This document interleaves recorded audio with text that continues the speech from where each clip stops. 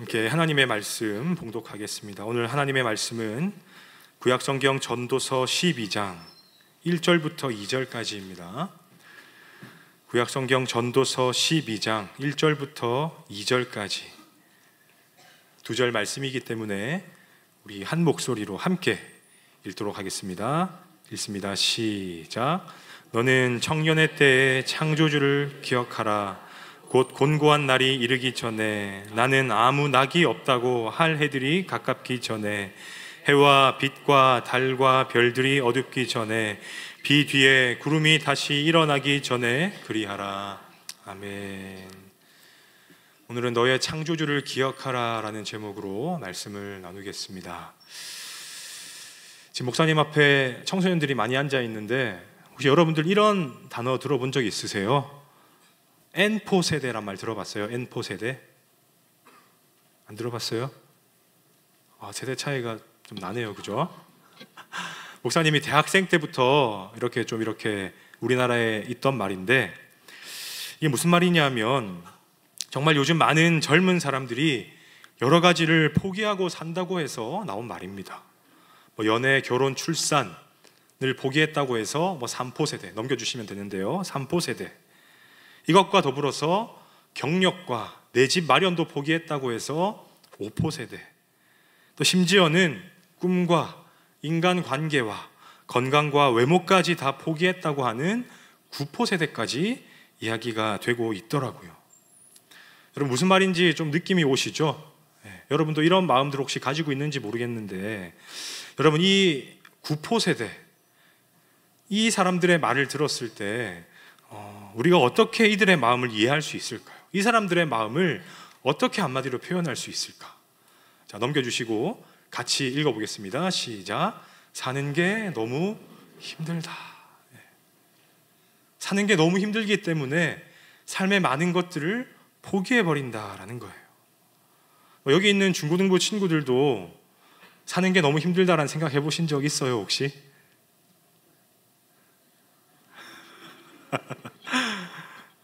있어야 되는데, 그죠? 여러분들 중에서도 가끔은 이런 생각이 들 때가 있을 거예요. 내가 이렇게 열심히 학교 가는 이유가 대체 뭘까? 내가 밤까지 주말까지 이렇게 열심히 학원에 가고 이렇게 사는 그 이유가 정말 뭘까? 이 삶에 진짜 의미가 있긴 있나? 아마 그런 생각 다 해보셨을 것 같아요. 여러분, 프랑스의 철학자인 이 알베르 까뮈라는 사람이 있는데, 이 사람이 시지프 신화라는 책에서 인간의 삶을 이렇게 묘사했습니다. 자, 같이 읽어볼까요? 시작. 의미 없는 반복을 계속하는 삶. 이 까뮈가 인간의 삶을 볼 때 의미 없는 반복이 계속되는 것 같다, 그렇게 인간의 삶을 결론 지었다는 거예요. 이 시지프라는 사람은 그리스 신화에 나오는 인물인데, 이 시지프는 수단과 방법을 가리지 않고 정말 열심히 살았던 사람이에요. 또 온갖 계략을 써가면서 다른 사람을 속이고 등쳐먹고 살던 사람이 시지프였죠. 근데 그러다가 신들의 이 노여움을 사서 형벌을 받는데, 어떤 형벌이냐, 저기 그림에 나온 것처럼 큰 바위를 산 꼭대기까지 밀어 올리는 그런 형벌에 처하게 됩니다. 그런데 신들이 그저 한 번 올린 것으로 끝나게 만들 리가 없죠. 저 산 꼭대기는 저만큼 큰 바위가 가만히 있을 수가 없는 곳이었습니다. 그래서 꼭대기에 돌을 올리면 어떻게 되겠어요? 돌이 굴러 떨어지고, 다시 내려가서 다시 돌을 열심히 굴려서 올리면 그 돌이 또 굴러가고, 또 올리고 또 떨어지고, 또 올리고 또 떨어지고, 이 무의미한 반복을 계속하던 사람이 시지프였다라는 거예요. 그 까미는 이 시지프의 삶을 예로 들면서 우리 인생이 이와 같다라고 말했습니다. 열심히 노력하지만 결과는 없고 만족도 없고 허무함만 남을 뿐이다라는 거죠. 그래서 까미가 정의한 삶의 원칙은 뭐냐? 그렇게 무의미한 삶도 의미 있다고 생각하면서, 그러니까 정신승리를 하면서 살거나, 만약 그 정신승리가 안 된다면 스스로 생을 마감해버리면 된다, 그렇게 삶을 결론 지었다는 거예요. 여러분, 얼마나 비극적이고 얼마나 극단적인 삶의 결론이에요. 우리 중고등부 친구들, 이 까미의 결론 올바른 결론입니까? 틀린 결론입니까? 그리고 틀린 결론이죠. 정말 비극적이고 잘못된 결론이에요. 삶에 아무런 의미가 없기 때문에 그런 삶은 스스로 마무리해도 된다. 그런 결론은 우리가 가지고 있는 이 성경의 가르침과 정말 정반대되는 그런 결론이죠. 근데 한편으로는 이 깜이라는 사람이 정말 지혜로운 사람이라는 생각도 듭니다. 왜냐? 사실 이 땅에서의 삶이 허무하다는 것을 빨리 깨닫는 사람일수록 그 사람은 지혜로운 사람이거든요. 이 땅의 삶이 덧없다, 허무하다는 것을 빨리 깨닫는 사람이 지혜로운 사람이에요. 우리 친구들 SNS 많이 할 텐데 거기 좋아요 개수에 혹시 집착하는 친구 있나요? 더 빨리 더 많이 집착하세요. 혹시 남학생 중에서 게임에 빠진 친구 있습니까? 부모님 싫어하시겠지만 더 열심히 게임하세요. 열심히 한번 해보세요. 그렇게 더 극단적으로 가다 보면 이 모든 것들이 다 의미가 없는 것이구나, 내 삶에 도움이 안 되구나, 그걸 깨닫게 될 거예요. 그래서 허무한 것은 허무한 것이다, 이걸 빨리 깨닫는 사람이 정말 지혜로운 사람이라는 거죠. 여러분, 이 세상에서 주어지는 즐거움들은 우리에게 참된 만족을 줄 수 없습니다. 내가 아무리 열심히 살고 아무리 높은 자리에 올라앉는다 할지라도, 내가 아무리 많은 것을 가진다 할지라도 결국 허무할 수밖에 없는 게 우리의 인생이다라는 거예요. 그러면 왜 대체 우리 삶이 그렇게 허무하게 느껴질까? 왜 내 삶이 그렇게 허무함 가운데 빠져들게 될까? 그 이유는 우리가 어디서 왔는지, 내가 왜 살아야 되는지, 내가 무엇을 위해 살아가야 하는지를 분명히 알지 못하기 때문입니다. 오늘날 많은 지금 청소년들이 목사님 보기에는 이 목적 없는 학교 생활과 학업 때문에 정말 지쳐가고 있는 것 같아요. 아마 여기 있는 친구 중에서도 억지로 학교 가는 친구 많이 계시죠? 아마 분명히 있을 겁니다. 공부 열심히 해야 된다고 해서 정말 열심히 공부하기는 하지만 그 공부하는 목적이 분명하지 않을 때 내가 왜 이렇게까지 열심히 살아야 되지? 그런 질문이 자연스럽게 들지 않으시던가요? 여러분, 그런데 그런 문제와 그런 질문은 여러분들만 하고 있는 그런 질문이 아닙니다. 모든 시대 사람들이 그런 고민에 빠졌어요. 그래서 많은 사람들이 거기에 대한 답을 찾으려고 했고, 실제로 세상은 많은 답을 우리에게 제시해 주었습니다. 그러면 세상이 우리에게 준 한 가지 답, 대표적인 이론 뭐가 있을까? 바로 여러분들이 학교에서 다 배우는 진화론이에요. 진화론. 진화론은 무엇을 어떻게 결론 짓는다고요? 읽어보겠습니다. 시작. 모든 것은 우연의 결과다. 진화론은 그렇게 말해요. 진화론은 그저 생명이 어떻게 탄생했냐, 그 설로만 우리가 생각할 것이 아니라 우리에게 이런 삶의 결론을 가져다 주기 때문에 그만큼 교회는 진화론이 틀렸다라고 말하고 있는 거예요. 여러분 다 아시죠? 진화론 어떻게 발현되었는지, 그죠?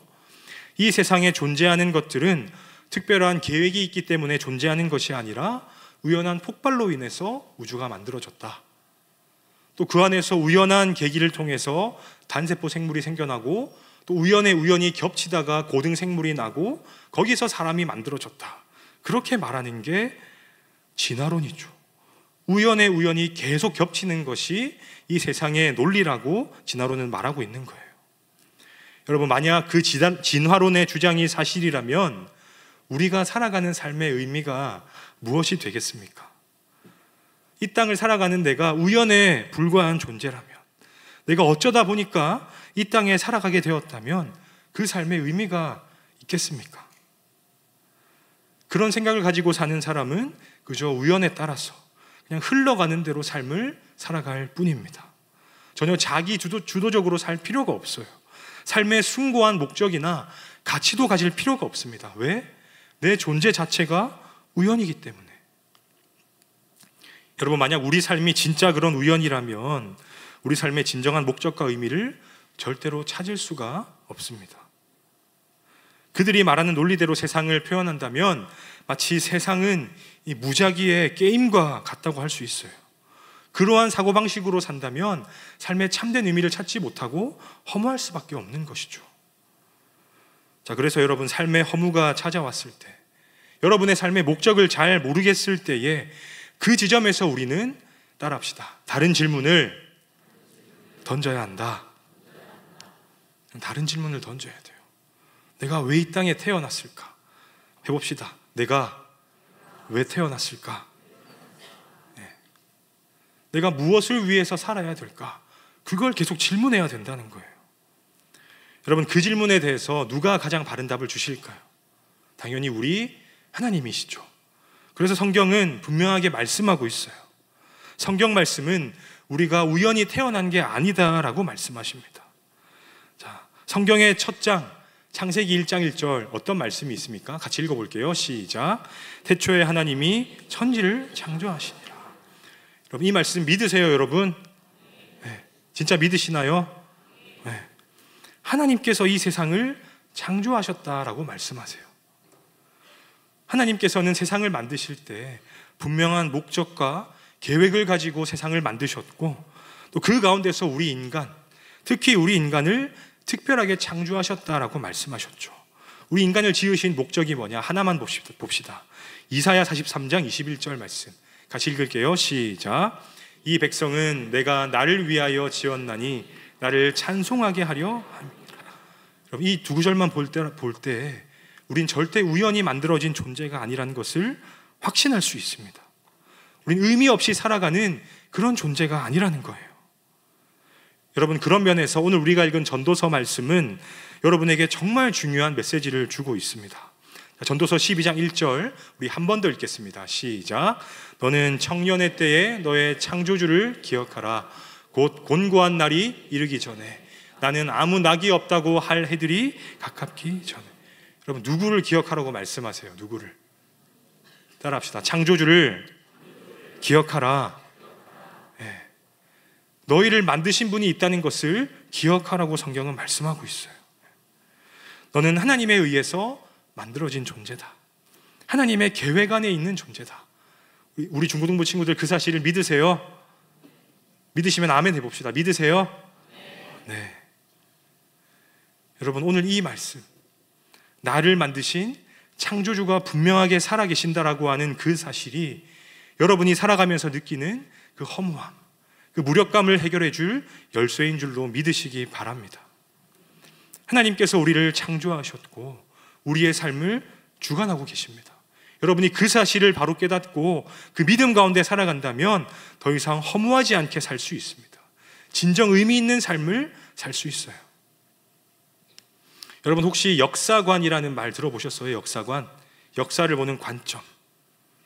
세상에는 역사를 보는 관점이 여러 가지 있는데 대표적으로 두 가지가 있어요. 바로 순환적 역사관과 직선적 역사관입니다. 순환적 역사관, 뭔지 감이 바로 오시죠? 역사는 돌고 돈다, 반복된다는 거예요. 세상은 계속 같은 일이 반복되고 역사도 순환된다.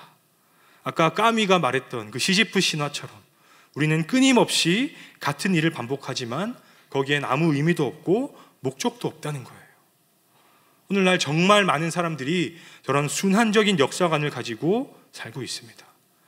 여러분, 그런 역사관을 가진 사람에게 삶이라는 것은 그저 의미 없는 반복일 뿐입니다.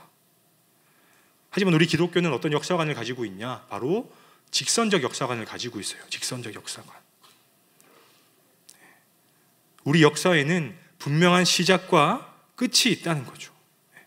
여러분, 역사의 시작 누가 하셨습니까? 하나님께서 하셨죠. 세상을 창조하신 그 하나님의 시작이 있었고 또 그 세상을 끝내시는 하나님의 완성, 종말이 있다고 성경은 가르치고 있다는 거예요.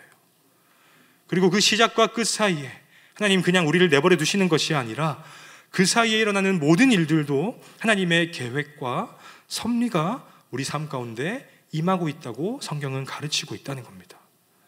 우리는 무의미하게 흘러가는 시간을 사는 것이 아니라, 따라합시다, 하나님의 뜻과 목적 안에서 산다. 여러분, 혹시나 삶이 허무하다고 느껴지신다면 오늘 전도서의 말씀처럼 창조주 하나님을 기억하시기 바랍니다. 여러분이 그분을 떠올리고 기억할 때 삶의 의미를 바로 찾게 될 것입니다. 한번 같이 고백해 봅시다. 읽으면서 시작. 너의 창조주를 기억하라. 네. 자, 그러면 마지막으로 창조주 하나님을 기억하는 게 대체 왜 중요할까요, 여러분? 우리가 왜 하나님을 내 창조주로 모시고 살아야 될까? 왜냐? 우리가 하나님 안에 살 때 내 삶의 의미를 찾는 것을 넘어서 정말 내 삶의 진정한 만족을 누릴 수 있기 때문에 그렇습니다. 우리 중학생 친구들은 혹시 뭘로 만족을 느끼세요? 뭐 할 때 가장 행복하세요? 뭐라고 대답했는데? 뭐를 할 때 행복해요? 잘 때? 잘 안 들려서 미안해요. 우리 고등부 친구들은 뭘 할 때 만족을 느끼세요? 그만 물어봤으면 좋겠죠? 그죠? 그러면 여러분 한 번 더 생각해 봅시다. 지금 만족이 없다면 여러분 삶에 어떤 새로운 게 주어지면 만족할 수 있을 거라고 생각하세요?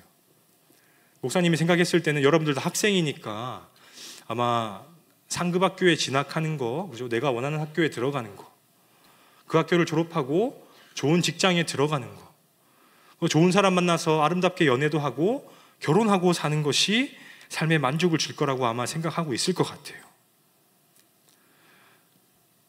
여러분, 그런데 한번 생각해 보신 적 있으세요?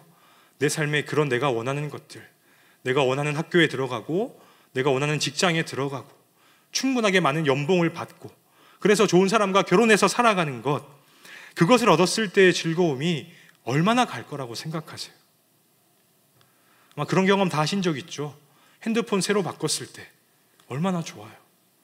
엄마가 최신 아이폰을 사줬어. 얼마나 좋아요. 빠릿빠릿하고 자랑하기도 좋고 너무 좋단 말이죠. 근데 그 즐거움이 계속 가던가요? 아니죠. 며칠만 지나면, 몇 주만 지나면 그 즐거움이 점점 줄어듭니다. 그리고 새로운 모델이 나오면 또 그걸 갖고 싶어 하는 게 우리 마음이죠. 여러분, 이게 우리가 세상에서 느끼는 이 세상이 주는 만족의 본질이라고 할 수가 있어요. 세상이 주는 것들은 잠시 동안의 기쁨이 있을지 모르겠지만 그 기쁨은 따라합시다. 영원하지 않다. 세상이 주는 즐거움은 영원하지 않다는 거예요. 목사님이 뉴스를 보다가 이런 뉴스를 봤어요. 이 뉴스 보셨어요 혹시? 푸틴 불로장생 꿈꾸나 늙지 않는 법 개발해라. 사슴피로 목욕 영생의 삶을 원하는 푸틴. 오늘 말씀이랑 꼭 맞는 뉴스를 봐서 바로 가지고 왔어요. 여러분, 저 사람이 어디 나라 대통령이에요? 러시아 대통령. 러시아 대통령이면 세계에서 몇 번째라고 할 수 있을까? 미국 대통령이 1장이라면 러시아 대통령은 두 번째나 세 번째는 그냥 되겠죠. 그죠? 좀 이렇게 보수적으로 쳐도 분명 10손가락 안에 분명히 들어갈 거예요. 근데 세상의 모든 것을 가진 그 푸틴이 지금 뭐를 연구하라 그랬다고요? 불로장생할 수 있는 방법을 연구해서 보고해라. 마치 옛날의 신화처럼 진시황이 불로초를 구해오라고 한 것처럼 불로장생할 수 있는 방법을 연구해라고 푸틴이 명령을 했다는 거예요. 여러분, 그렇게 높은 자리에 앉은 사람이라면, 그 정도로 높은 자리에 20년이나 앉아 있다면 그동안 하고 싶은 거, 갖고 싶은 거 얼마나 다 누리고 살았겠습니까? 그런데 푸틴이 지금 뭘 하고 있어요? 계속 전쟁을 해서 더 많은 땅을 가지려고 하고 이제는 늙지 않는 방법까지도 찾고 있으니 이게 뭘 말해주겠어요? 따라합시다. 세상의 즐거움은 영원하지 않다. 이걸 지금 보여주고 있다는 거예요. 세상의 모든 걸 가진 사람도 참된 만족을 얻지 못한 채로 살고 있다는 거죠. 여러분, 아무리 좋은 것을 소유하고 아무리 높은 자리에 올라간다 해도 거기에는 결국 한계가 있습니다. 왜냐? 세상 것들은 시간이 지나면 다 낡아지고 사라지기 때문이에요. 또 결정적으로 우리 하나님께서는 우리 인간을 만드실 때 그런 것들로 만족하도록 우리를 만들지 않으셨기 때문입니다. 자, 우리 전도서 12장 1절 말씀 한 번 더 읽겠습니다. 시작. 너는 청년의 때에 너의 창조주를 기억하라. 왜 이 말씀이 중요하냐?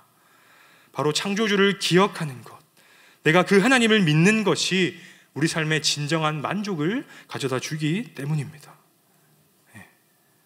하나님은 우리를 만드셨는데 우리를 만드실 때 우리가 하나님의 뜻 가운데 살 때 만족하도록 지으셨어요. 목사님이 언급한 적이 있는데 C.S. 루이스라고 하는 사람은 이렇게 말했습니다. 우리는 너무 쉽게 만족합니다. 인간의 욕망이 너무 크기 때문에 문제가 아니라 너무 작기 때문에 문제라는 거예요. 하나님이 사람을 지으셨을 때 우리 사람들이 원하는 돈이나 명예, 이런 것들로 만족하도록 사람을 만들지 않으셨는데, 지금 많은 사람들은 돈이나 명예 같은 것에 그저 만족하고 살아가고 있다는 거죠. 너무 빨리 만족해 버린다는 겁니다. 여러분, 우리는 창조주 하나님을 기억할 때 그분이 나를 이 땅에 보내셨고 그분이 내 삶에 특별한 계획을 갖고 계신다는 것, 그것을 바로 알게 될 때 진정한 만족을 누릴 수 있다는 것을 잊지 마시기 바랍니다. 오늘날에도 정말 많은 사람들이 이 진리 앞에서 회복되고 있습니다. 정말 많은 사람들이 이 하나님 안에서 참된 만족을 찾고 있어요. 팀 켈러라는 목사님이 계셨는데요, 작년에 돌아가셨어요. 어디에서 교회를 목회하셨다고요? 뉴욕에서. 여러분, 뉴욕 어딘지 아세요? 뉴욕에 어떤 사람들이 갈 수 있을까요? 뉴욕에 세상에 날고 긴다는 사람들, 그죠?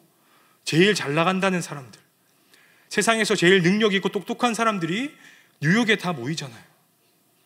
처음에 팀 켈러 목사님이 뉴욕에 교회를 개척하겠다고 하니까 다른 사람들이 다 미쳤다 그랬대요. 야, 뉴욕 사람들이 뭐가 아쉬워서 교회 오냐. 근데 목사님이 막상 개척을 하고 보니까 어땠느냐. 정말 세상적으로 볼 때는 아쉬운 게 없을 것 같은 사람들이 교회로 막 몰려오더래요. 그래서 물어보더랍니다. 목사님, 내가 가질 것 다 가졌는데 만족이 없습니다. 삶이 허무합니다. 어떻게 해야 만족할 수 있습니까? 팀 켈러 목사님이 성경을 가르치고 하나님에 대해 전해주고 복음을 그 사람들이 믿게 되었을 때 그 사람들의 마음에 회복이 있더라, 참된 만족을 찾더라고 이 책에서 계속 말씀하시고 있었어요. 여러분, 이렇듯 창조주 하나님을 기억하는 것이 우리의 근본적인 정체성을 깨닫는 길입니다. 우린 창조주 하나님을 기억할 때 우리는 비로소 삶의 참된 목적과 정말 참된 기쁨을 찾을 수가 있다는 거예요. 여러분, 예수님께서 이 땅에 오셨을 때에도 아무런 목적 없이 오셨을까요? 아니죠. 예수님도 분명한 목적을 가지고 이 땅에 오셨습니다. 그 목적이 무엇이냐? 마가복음 10장 45절 같이 읽겠습니다. 시작.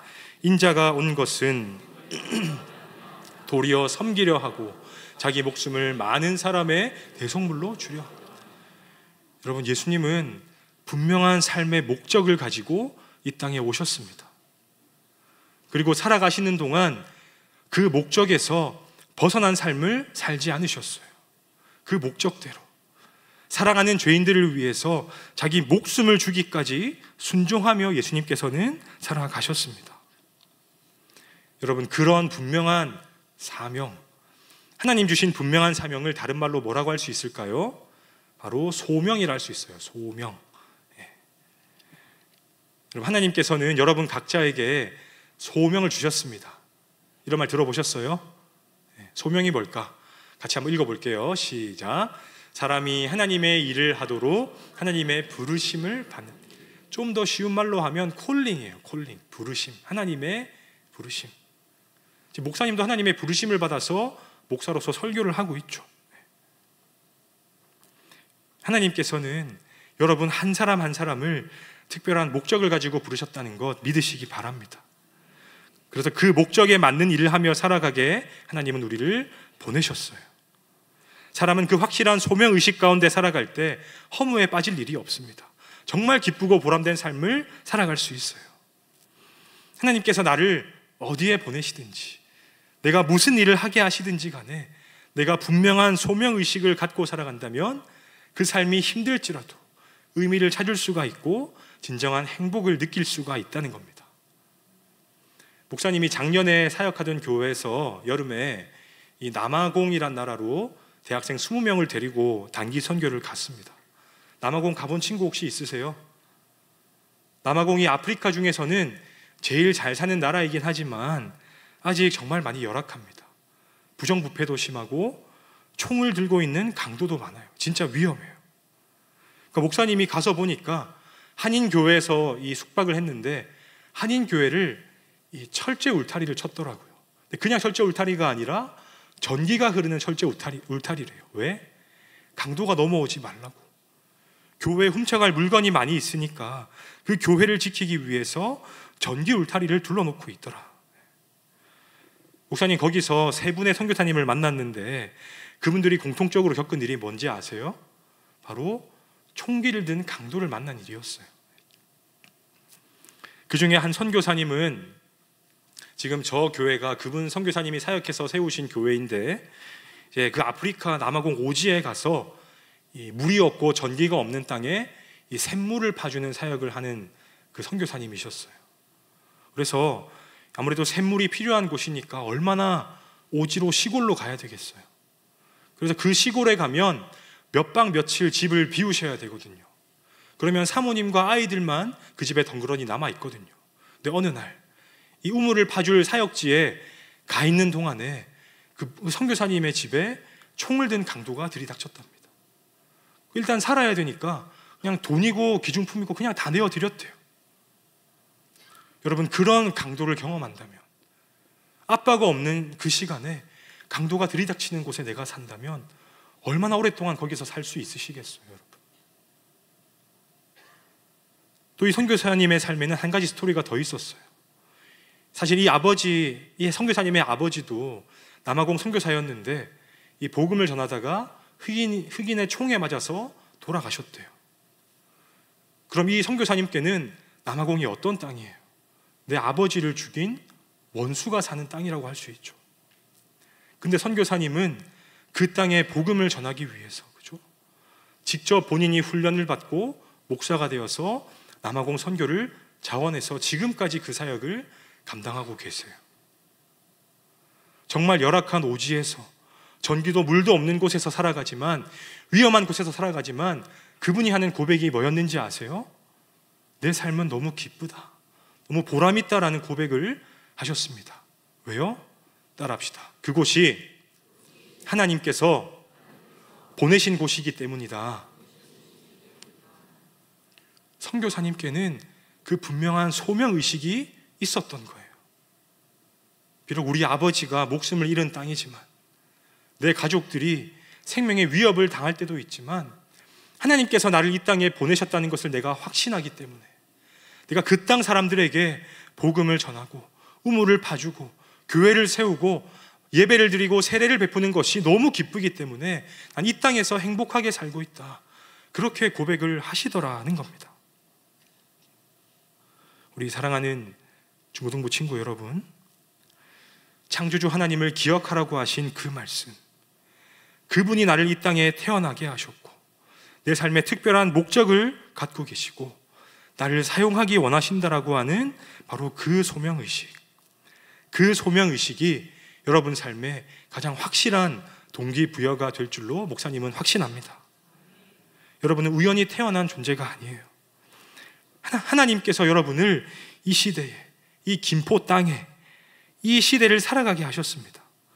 여러분이 그런 분명한 소명의식 가운데 살아갈 때 정말 진정한 만족을 경험할 수가 있을 겁니다. 자, 마지막으로 따라합시다. 너의 창조주를 기억하라. 믿으십니까? 하나님께서 나의 창조주, 내 삶의 주인 되신다, 내 삶에 참된 만족을 주시는 분이시다, 이 사실을 그냥 들어서만 아는 사람이 아니라 바로 믿고 살아가는 우리 중고등부 친구들 되기를 원합니다. 말씀을 마치겠습니다. 여러분, 지금 이 좋은 청소년 시기에 이 창조주 하나님을 기억하는 것보다 더 시급하고 중요한 일은 없습니다. 지금 여러분의 나이에 삶을 준비하는 그때에는 아무리 바빠도 하나님을 기억하는 것보다 더 중요한 일이 없다는 거예요. 목사님 보세요. 여러분. 네. 좀 이따 나와도 돼요. 네. 이번 학기가 개학한 지도 한 달이 지금 다 되어 가고 있습니다. 그죠? 지금 어떤 계획과 어떤 생각으로 새 학기를 살고 계십니까? 바라기로는 이번 학기는 오늘 이 기도회를 기점으로 해서 여러분의 삶에 정말 색다른 시간이 되기를 주님의 이름으로 축복합니다. 그저 의미 없는 문제풀이, 그냥 목적 없는 점수 쌓기에 몰두하지 마시고 나를 만드신 창조주 하나님, 그분과의 관계를 바로 맺고자 애쓰는 새학기가 되었으면 좋겠습니다. 그래서 그분께서 내 삶에 갖고 계신 그 분명한 목적, 여러분을 부르신 그 소명을 발견하는 새학기가 되었으면 참 좋겠습니다. 여러분 모두가 이번 학기 그런 은혜를 누리며 살아가기를 주님의 이름으로 축복합니다.